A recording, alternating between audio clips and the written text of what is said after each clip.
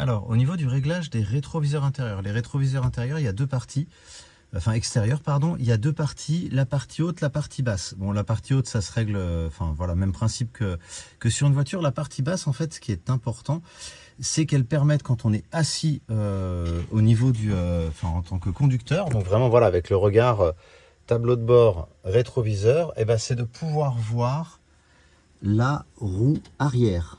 Vous la voyez là, au milieu de l'écran, on voit la roue arrière, voilà.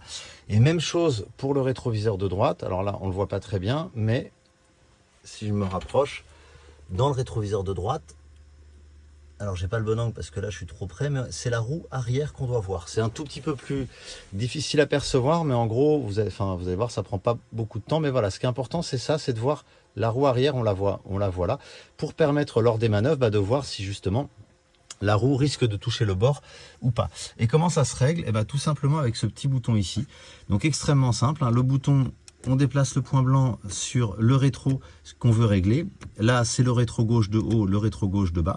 Là, c'est le rétro droit, là c'est au neutre. Là, le rétro droit haut et le rétro droit bas. Et puis ensuite, gauche, droite, haut, bas, pour faire en sorte d'avoir la bonne orientation du rétroviseur. Tout simplement.